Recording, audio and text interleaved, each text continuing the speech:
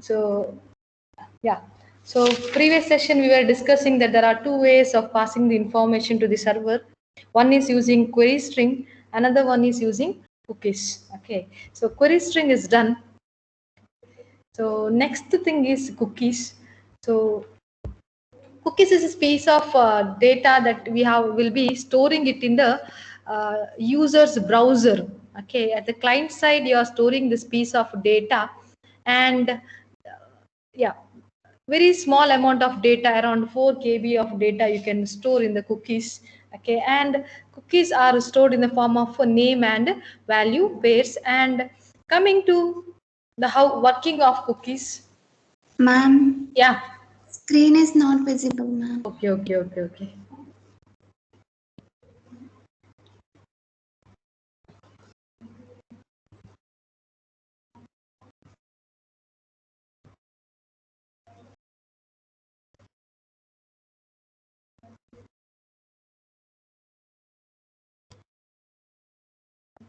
Yeah. So cookies is a piece of data that is sent from the website and stored in the user's computer web browser while the user is browsing. Okay. So even this diagram I had showed you. Okay. I had explained this in the previous class. So I'll just once again I will explain. So how the cookies will be stored. So here you are requesting some website. Okay, this is the name of the website, dummy website they have given. You are requesting some page in this website. The request will be given to the web server. Okay, so in turn, to the request it will be sending some response. While sending the response, okay, it will be sending, okay, even the cookies. Okay, if there is any cookies to be sent from the server, it will also send the cookies to the browser, okay, along with the response. Okay, so here you can see in the response the cookies will be like this. Okay, there are two cookies here. One is first cookie. So you can see having value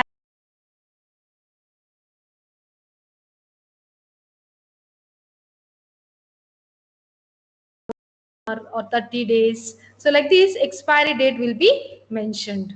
Okay, once this expiry date is done, okay, so after that automatically this cookie will be deleted from your browser. Okay, so here in the file, this is a file in which text file, the cookies are stored in the form of text file, okay, associated with some website. Okay, so here in this cookies you will be having some informations. So informations like the username information or any some data which is required for further communication, okay, can be stored in this text file. And one more thing is, it is not a good practice to store confidential data in these cookies. Okay, so that you have to avoid. So you should not store any confidential data in the cookies. The reason is the possibility that this cookies, the data which you store in this text file can be modified by any client or any user. So if he modifies the data, then it will be a problem. Okay, so that is why don't store any confidential data. So here, after once the browser stores the text file, cookie file in the, server stores this text file in the browser. Okay, then for further any request or response between the browser and the server, they can make use of this cookies. Okay. There are two types of cookies. One is session cookies and persistent cookies. Only difference between these two is both are used for storing the data. The difference is there is no expiry date mentioned here. Okay, you don't have any expiry date mentioned here. And this cookie data will be deleted automatically after every browsing session. Once you close the browser, okay, automatically this cookie will be deleted from the browser. Persistent cookie means the data will be stored in the browser, okay, till the expiry date. Till the expiry date, maybe 1 day or 30 days, 24 days, till that mentioned date, okay, that cookie will be stored. And there is one more thing is, you can delete the cookie, the stored data, even before the expiry date. You have the option to delete that. Okay.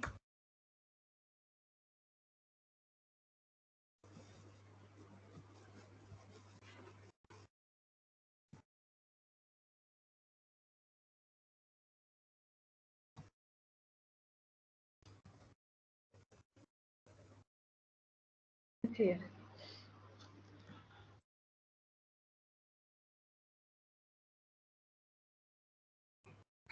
You can see all the cookies and site data. You have the option to delete the cookie. Okay, so you can see here one cookie.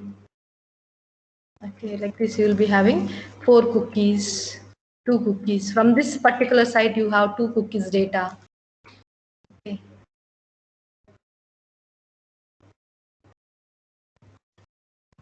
Cookies has name, content. This is a content that is stored in this particular cookie name. So they will be having name, then domain from which website it is coming. Okay. Then you can see here what is the expiry date, when it will be expired. Okay, this is the date. Okay. So this one, there is one more.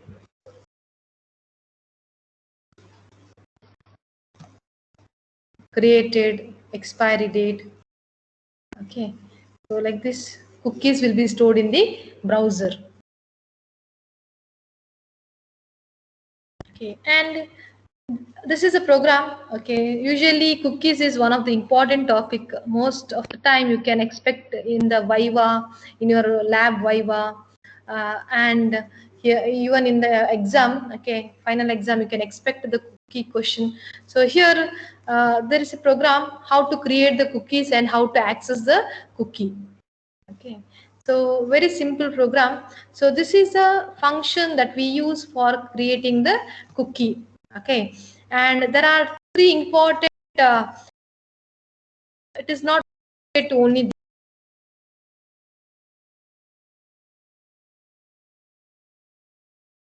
First thing is the 3 parameters they are mentioned here. Okay, which is represented in terms of variable, that is using dollar symbol. Cookies will be having the name and they will be having value and they will be having expiry time. So name is username, value you are storing Richardo, and what is the expiry time? From today. Okay, this is the seconds in terms of 1 day. So if you multiply this value, you will be getting seconds, which is equal to 1 day. So from today, okay, so next day automatically the cookies will be deleted. This particular cookie will be deleted. Okay, so once you execute this program, a cookie will be created. Now if you want to see any, or if you want to display the value which is stored in the cookie, so how to do that? So first thing is you are checking whether you have this particular cookie with the name. What is the name? It is username. Okay, this is a name. You have to mention the name of the cookie. Dollar underscore. Okay, in the square bracket, in the single quote, write the name of the cookie. So you are checking whether this particular cookie is there. Okay, not of is set. Okay, not of is set. If it is, you are checking whether it is set.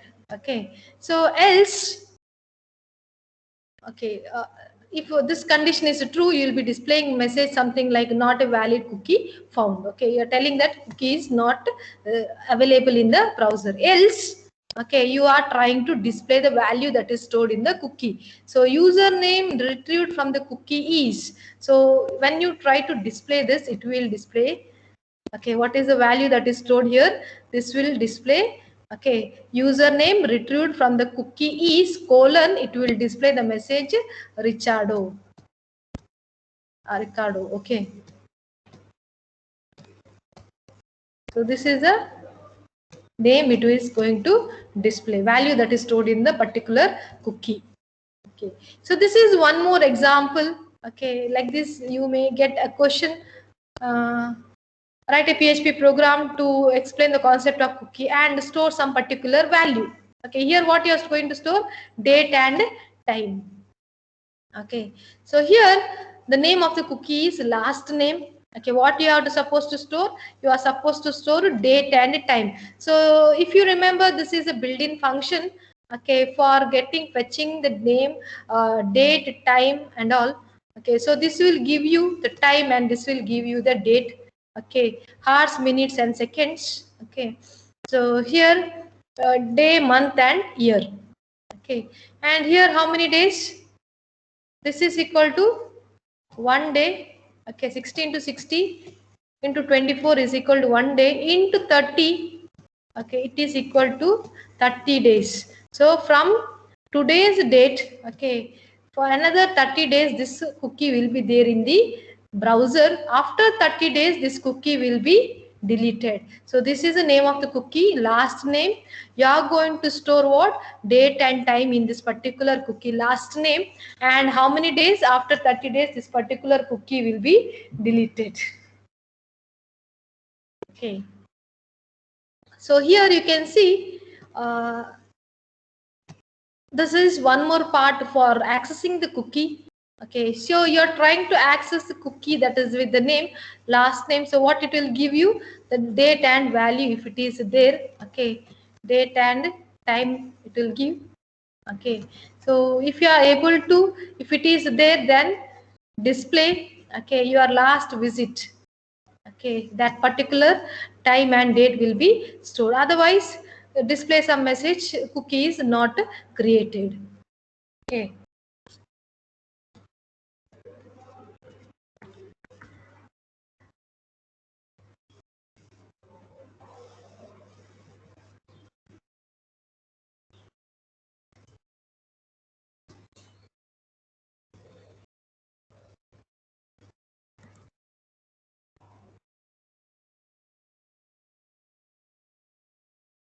So this example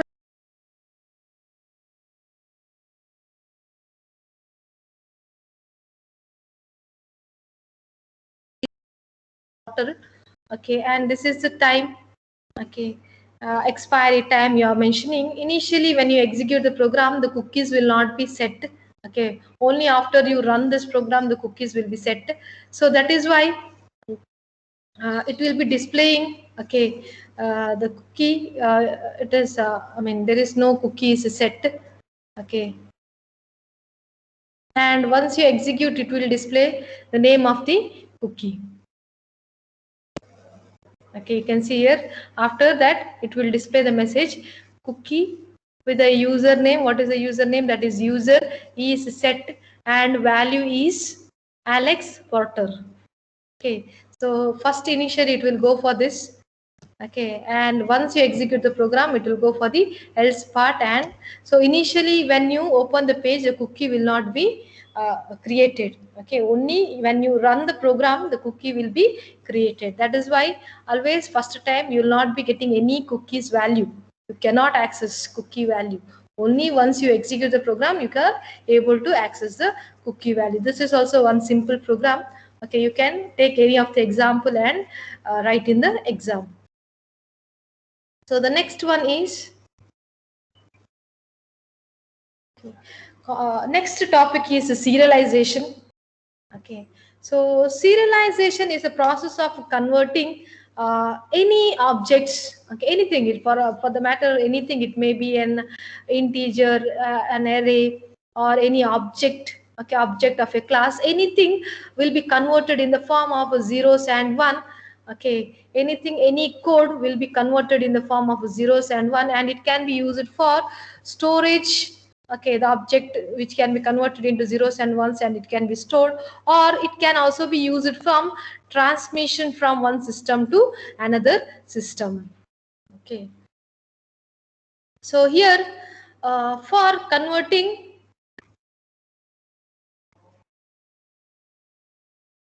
the object, okay, two zeros and one, that is in the form of binary, you will be using the function serialize function, and vice versa, that is from binary to object. Okay, you are using the function unserialize. Okay, I'll show you a simple example.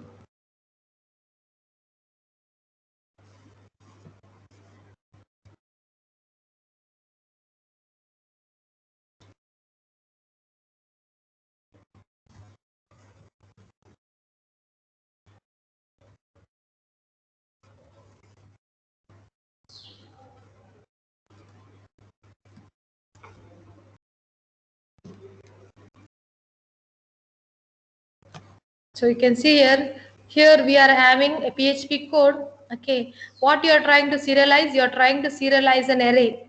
Okay, you are and you're trying to display that value, serialized data.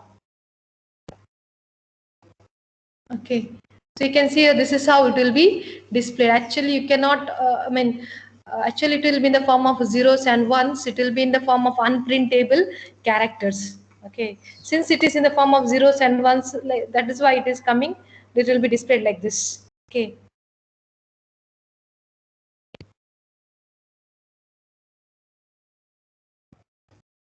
Serialization means a sequence of bits so that it can be stored in a file, memory buffer, or transmitted across a network connection links.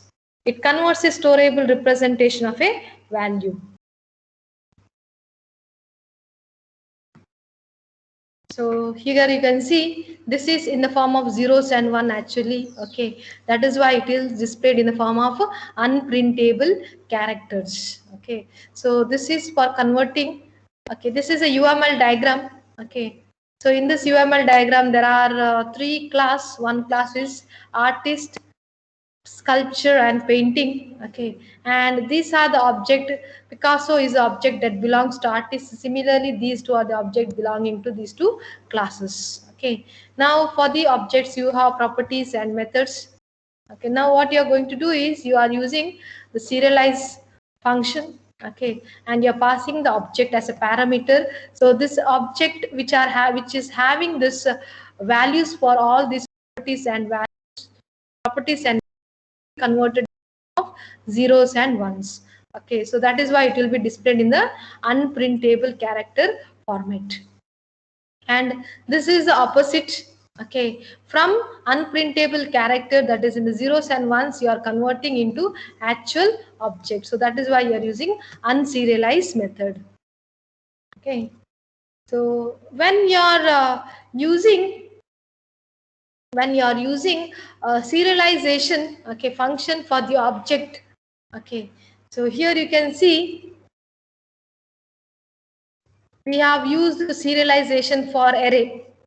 Okay, in this example we have used serialization for array. Okay, so in this case you can use directly the serialization function and directly you can pass the array as the parameter. But when it comes to objects of a particular class, you have to create a interface. Okay, so when you are going to serialize an object of a class, you have to use a interface. So here you can see we are creating an interface with the name serializable, and we are declaring two functions, or we call it as a methods for serialization and for unserialization. Okay, so this is the implementation of a serializable interface by the class artist. Okay, this syntax we already saw, how to implement interface, how to create a class and all in PHP. And here you can see we have implemented the two methods, serializable and unserializable. Okay, so this is how you can implement the interface. Okay, for different methods. Okay, same thing can be applied for different objects of different class. Okay, so this is a syntax you have to follow. So the next topic is session state. Okay. Sometime in the Viva you may get a question, what is the difference between a cookie and a session? Okay. So here I'll explain you in the term of difference. Okay. With respect to difference, we'll see. Okay. First, are used for storing.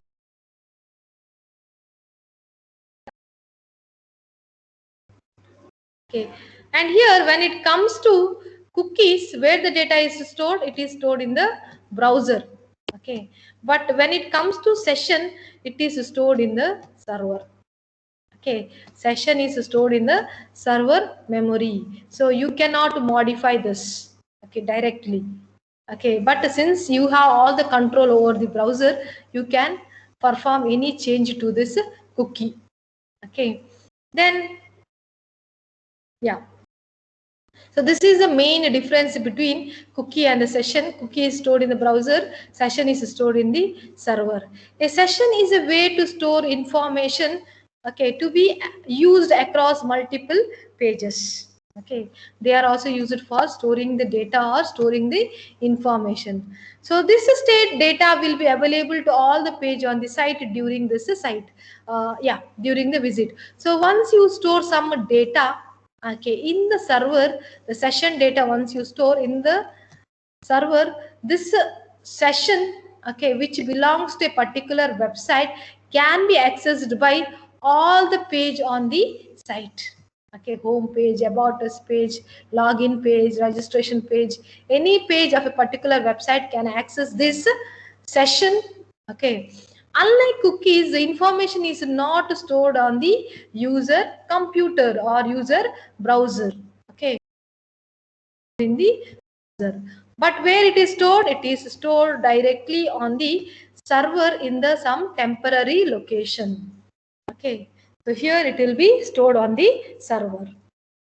You can see here there are different sessions belonging to different users, and all sessions are stored in the server memory, okay, or server disk.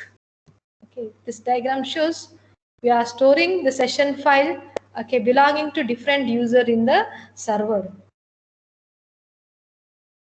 And here this shows how to create the session. So, and how to fetch or access the value that is stored in the particular session. Okay, in the session file, how to access the value. So here what you have to do is, initially you have to start a session. Okay, so you have to, this is a function. Okay, and this function is not mandatory. Okay, once you create, this is for starting the session, and this is for fetching the session value. Okay, this is the name of the session, and this is how similar to the cookie, how we have used for cookie dollar underscore cookie, right? Same way for session we will be using dollar underscore session. Okay, you are checking whether the particular session is there in the user, there in the server. If this is there, then perform certain task, else, okay, display some other task. Okay, so here this is one more program. Okay, we are including one page, that is, this is a page we are including. Okay, this is similar to your 8th program, where we have included one file in the 8th program. Same to that, we are including here one PHP page. We are starting the session, and we are trying to fetch the value of the session, okay, with the name cart. Okay, the cart is the name of the session. Okay, and if it is not there, if it is not there, then what we are doing, this particular class shopping cart, and you are storing it in this session. Okay, you can see here we are creating new, we are using new keyword for creating the object of this particular class. So session variable can be any string, array or object, but the smaller is better. So anything you can store in the session. You can store a data of type string or data of type array, integer, anything, but store a small value. Don't go for storing it in GB or KB and all. Okay, so restrict it to for less than 10 or 15 KB. Okay, and once the session is set, now you can store that session value. Okay, that is object, whatever is there, you can store it in one more variable, that is dollar cart. Okay, so here we have a program here.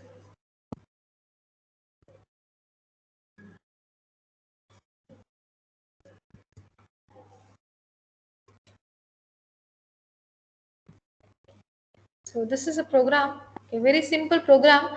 What we are doing is we are creating a session. Okay, we are using here, I am using this XAMPP. Okay, and using that XAMPP server, I am storing, I am creating a session with the name counter. Okay, and here I am storing the number of visitor visited this particular page. Okay, every time, okay, a visitor visits a particular this page, that is session page. Okay, we are displaying the count.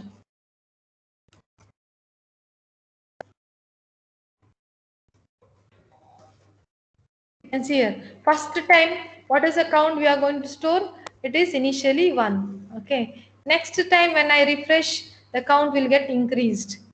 Okay. So here you can see here in the lab program we had the similar program, correct? But what we have done there, we have created a file. Okay. In that file, we had given a name as counter for that file. We created that file, we have opened that file, then we stored the value. Okay, we have used write, okay, a function we have used, and we have written that count to that particular file, and then we fetched the value that is there in the file, and then we displayed it, correct? So we have stored the count in a particular file in the lab program. But now here what we have done, we made it still more simple. Okay, so here what we have done, we have not stored any count in any particular text file, but instead what we have done, we have created a session, we have started a session, and we have created a session with the name counter. Okay, so this session will be created in the XAMPP server. Okay, and here we are trying to access this session. Okay, initially if the session is not there, we are what we are doing, we are assigning it to the value 1. Okay, next time what we are doing, if this particular session is available, every time we increment the count it by 1 value, we are incrementing the value. Okay, and finally what we have done, we have tried to display the value. Okay, so here you have visited this page. Okay, every time 1 or 2 in this session. Okay, and everything will be stored in the variable $message. Okay, I can see here you are trying to display that echo $message. Okay, so $message is having what? These two lines. Okay, so that is what you can try to run this program. Okay, you can see count is getting incremented. Okay, so this is the program. Okay, same program is given here.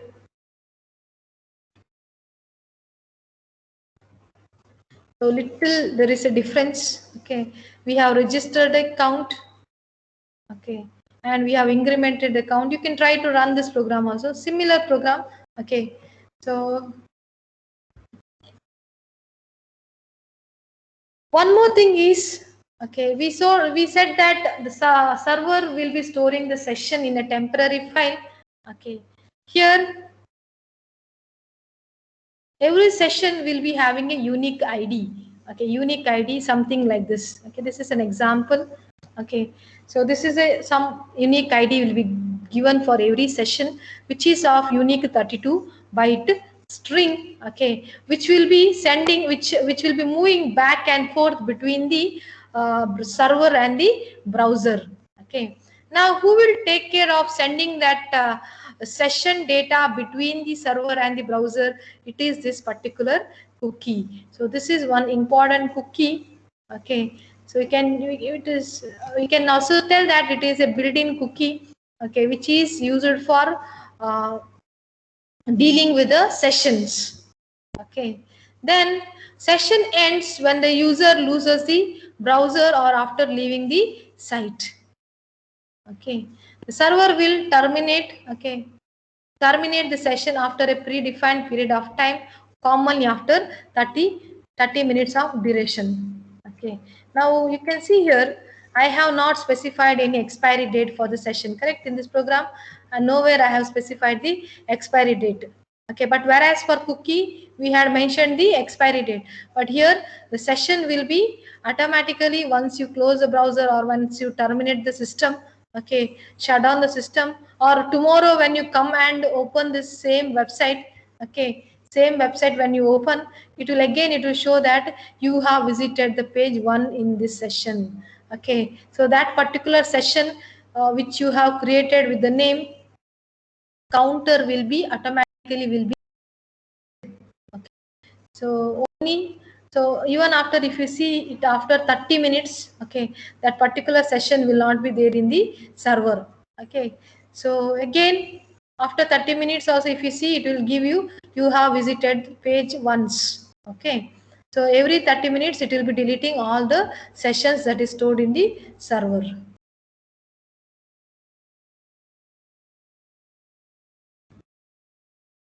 So you can see here, this is a session ID. So each users will be having different sessions and different session IDs. Okay. These web storages.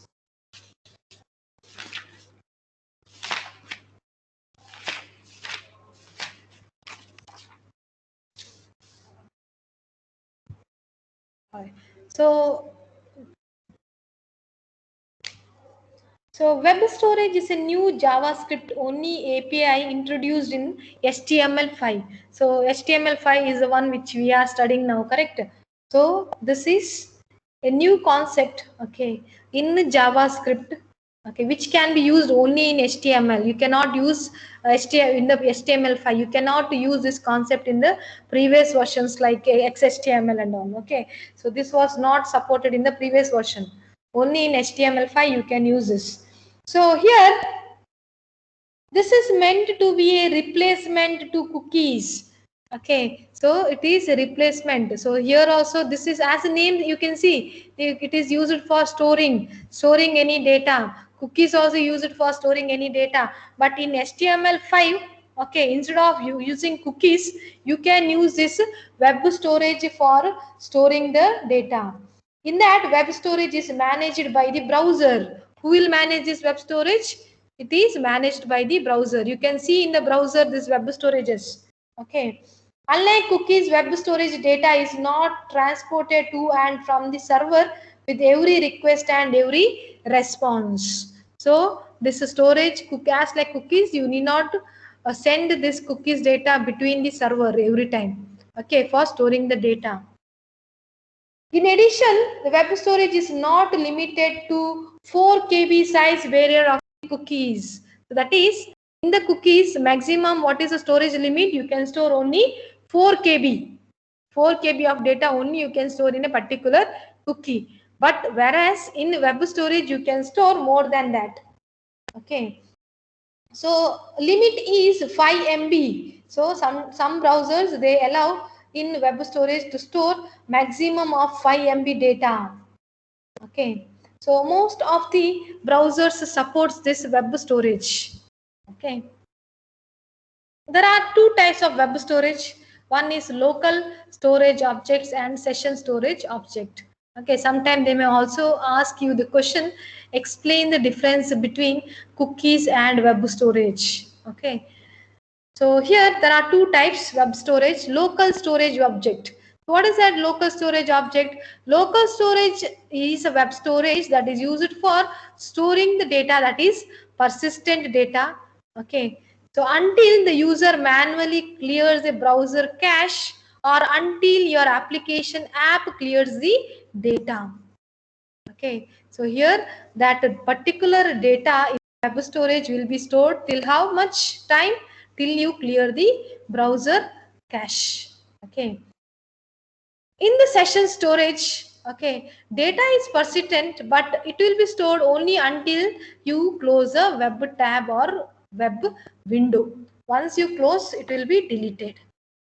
Okay. So before going to this, I'll show you an example. Okay, so this is for local storage.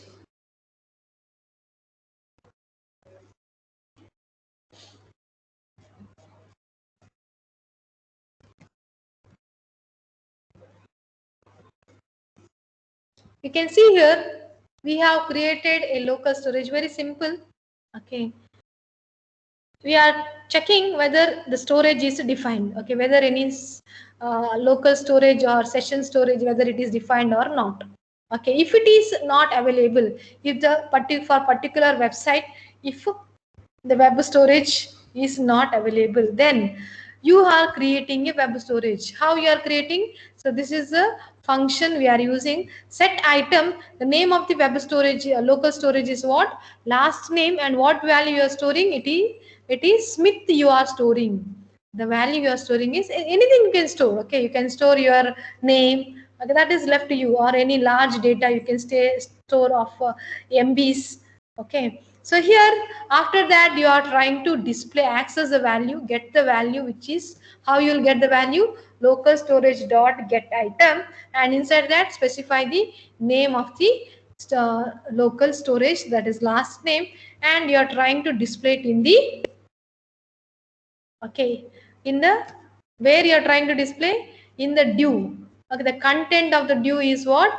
The value of this particular local storage. So how you are writing? Document dot get element by id. What is this id? It is id of the due, that is result dot inner html. So content of that due is what? This data. Okay, else if it is not possible to create the local storage, try to display some message, sorry it is not possible to create. Okay, so here very simple program. This program you can give as an example if they ask you about local storage. Okay, here, yeah.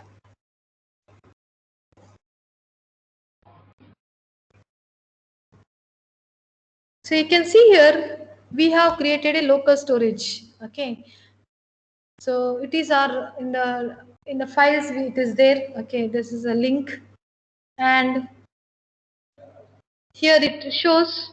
Okay, there is a local storage. What last name you are creating? It is a value Smith. Okay,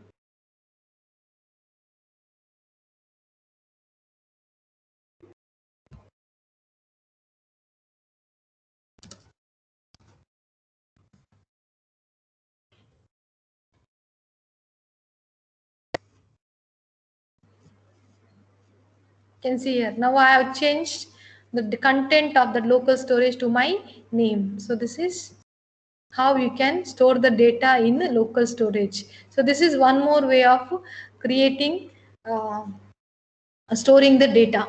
Okay, so the one more we said that one more web storage is session storage. Okay, so this is a session storage.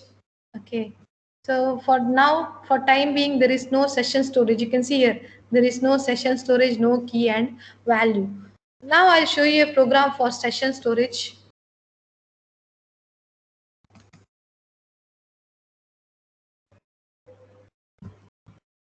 So this is for session storage, very similar to that. Okay, but here in this session storage, what we are doing is we are storing the count. Okay, so this is our body of the HTML5 program.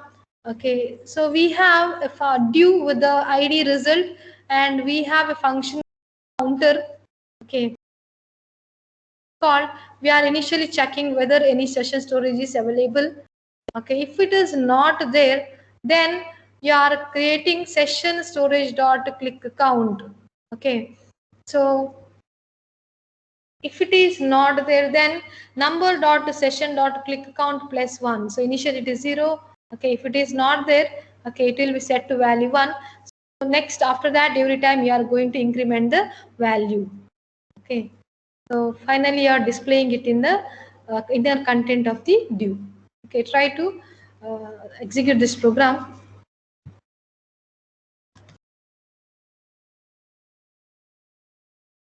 Now this is session storage.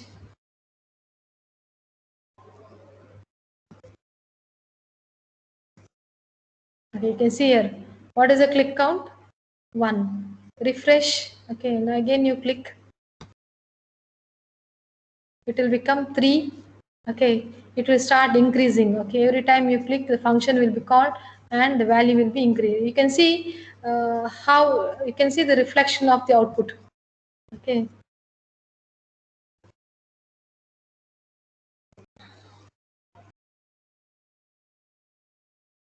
every time you value we are okay. So these are the two examples for session storage and local storage. This is one more example which is available in the textbook. Okay, here this is for session storage. If it is not available, then you can display some message. Else you are creating a session storage, and what you are storing? You are storing the new date, today's date object you are creating, and you are storing that. Okay, in the session, And what is the name of that? Today's date. Okay. And one more thing you are storing, that is favorite artist and username in the local storage. Okay. So altogether you are creating, okay, there are three values you are be storing. This is for reading the value, reading these values. There are three things you have created. One for storing date, another for storing the favorite artist, another for storing the user name. Now try to access that. Okay, how to try to access? You can either give session storage get item and write the name. Okay, today's date. So this will display the date and it will be stored in the variable today. Okay, you can see here. Okay, this is not a PHP code. Okay, this is not a PHP code, it is a JavaScript code. Okay, so similarly session dot favorite artist. So what name it will give you? So Mentisse. Okay, so that will be displayed, and similarly local storage dot username Ricardo will be displayed in user. Okay, and try to display the results. Okay, so remember this is not PHP. Okay, web storage is a concept that is supported in JavaScript and which can be used along with only HTML5. Okay, not in the previous versions of HTML. So this is all about two types of storage: session and web session and local storage.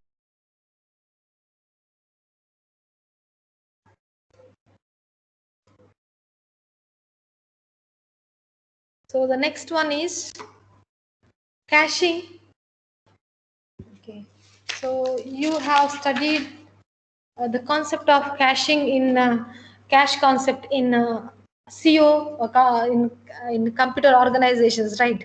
So here it is a storage that comes between your and yeah, the main memory and your CPU. Okay, there is a particular temporary storage.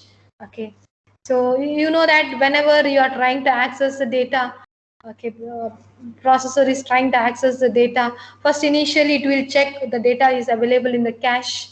Okay, if it is not available in the cache, it will go and check in the main memory, and from there, when it is giving the data to the processor, it will keep a copy in the cache. Okay, and then it will be further it will process in executing the data. Okay, so it is like a temporary data which can be used for fast accessing the data. Correct, right? So similar to your caching concept in our computer system, here also in our web server or in web applications, we'll be using the concept of caching. Okay, why we are using caching? So here,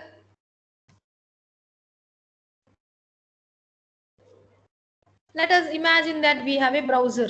Okay, like this, so many clients are trying to access a websites. Like let us assume our VCT Puttur website. Students are trying to access. Okay, not only so many students are trying to access this website. Now here, let us assume that they are trying to access the home page of the website VCT Puttur. Okay, it will be there, it is there in the server, correct? This home page is there in the server. Okay, every time the request comes from so many users. Okay, so many users, the request comes. Okay, so when the request comes, okay, sometimes this server can directly give the response to the browser and display the home page. Okay, if it is a simple page, sometime what happens is, sometime the browser, I mean server may need to connect to some file system, or server may interact with the database, or server may try to interact with some other module. Okay, and then it will give you the response for the home page. Okay, so like this, if there are 100 students are trying to access this home page, what happens? Every time the request should be given, 100 requests should be given to the home page. which is there in the server. Response should come for this 100 students. Okay, so to reduce that time, okay, so that is what I explained here. Every time you are requesting a PHP page, it must be fetched. Okay, some parsing should take place. Okay, some encoding, decoding should take place. Execute it, okay, by the PHP engine.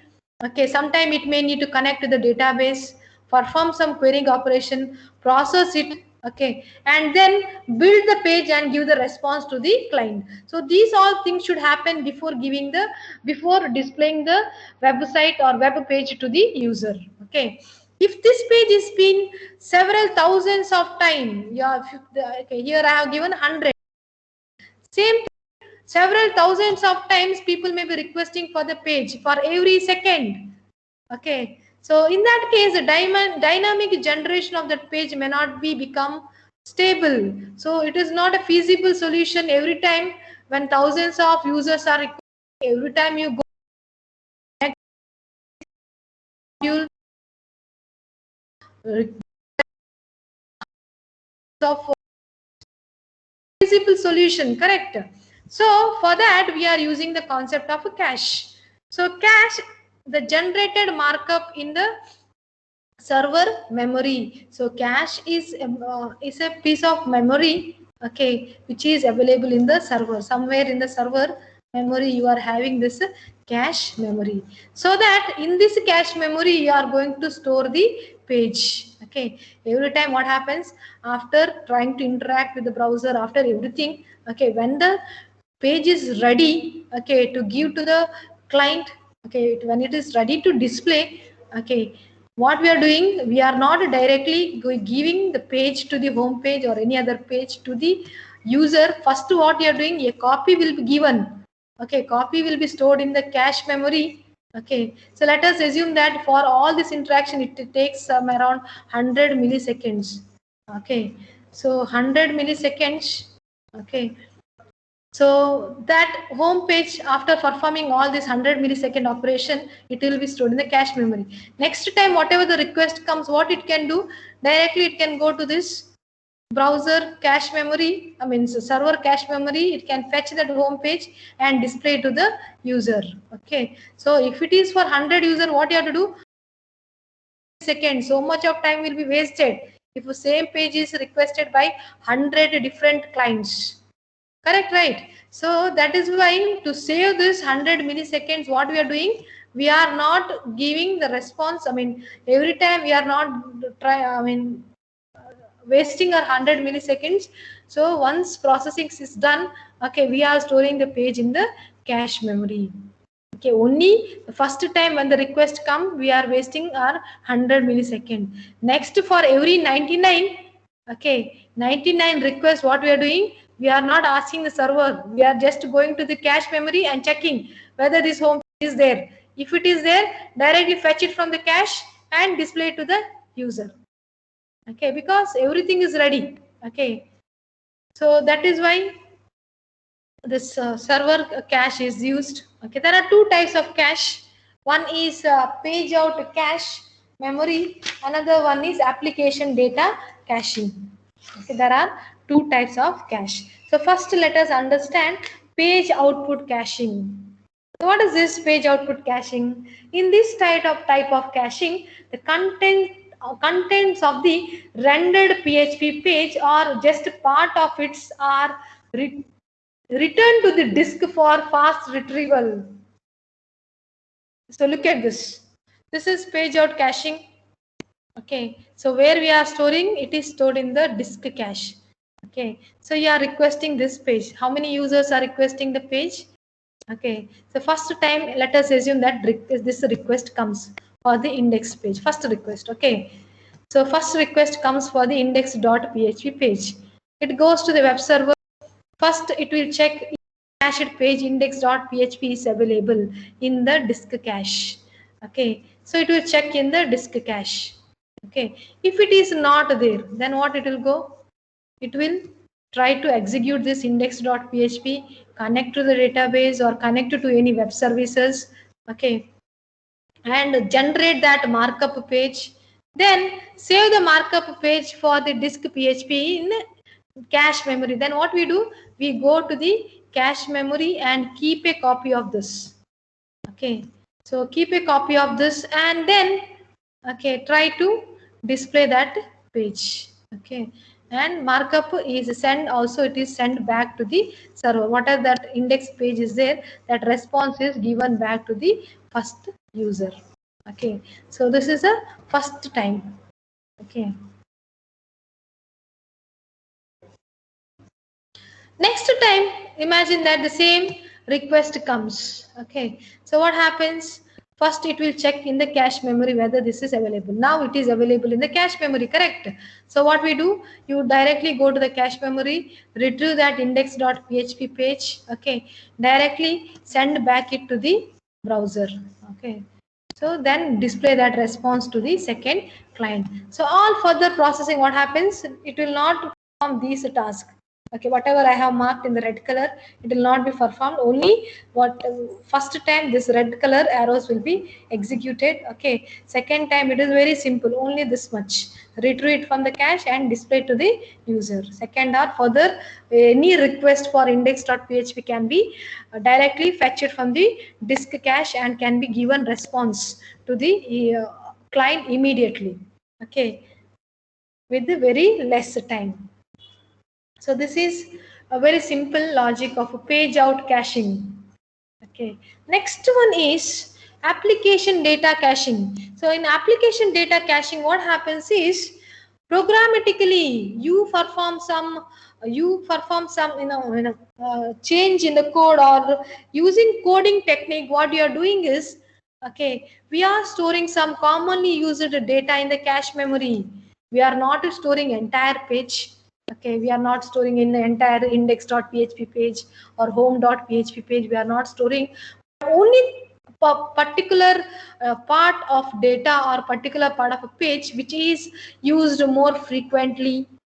Okay, so that part only will be stored in the cache memory. Okay, so here what you are doing, you are trying to connect to the, okay, here you are creating a connection to the cache memory. So this is all using code only you are doing. Okay, using code only you are trying to connect to the cache memory. You are trying to create the object of cache. You are trying to connect it to the cache memory. If not possible, display some error message. Okay, then in the cache you are declaring any key. Okay, so let us take this key top country. Okay, and you are trying to fetch in the cache memory. Okay, let us assume that this top country is India. Okay, so whether this India, okay, information about this top country is available in the cache memory. Okay, what is this cache key? It is India. Whether it is available, if the cache data exists, retrieve it. If this information about India is available, get that. Otherwise, generate and cache it for the next time. Otherwise, what it will do, it will store it in the cache memory. Information about the India will be stored in the cache memory. Okay, not just a single information, any other information can be stored. Okay, then since every page displays top of the list of top country as a link, we will cache the collections. Okay, so like this you can create. Okay, you can create not only cache and store top countries, you can also store some other informations like this. Okay, and here now store the data in the cache. Okay, you can also tell how long it should be stored. Okay, so you are storing not only India, you will also get the information about all top popular countries. Okay, all top around, if we assume that, let us take around 20 countries, we'll be getting, store it in the cache memory. Okay, with the name, with the key top countries. Okay, store all 20 countries. Okay, and here how much time, for 240 seconds. So this will be, this data will be there in the top 20 countries data, the memory. Okay, and try to display those top countries. Okay, this is how programmatically. Okay, this is for getting. Okay, this is for setting. Okay, so this is your, this covers This completes the first chapter of your fifth module. Okay, so in the first chapter, what and all we have discussed? We have discussed managing the state, passing the information using cookies and query string. Okay, concept of serialization, concept of session, web storage, and last one is caching. So till here we have completed. Okay, so next in the next class we will start with studying discussing about advanced JavaScript concepts and jQuery concepts.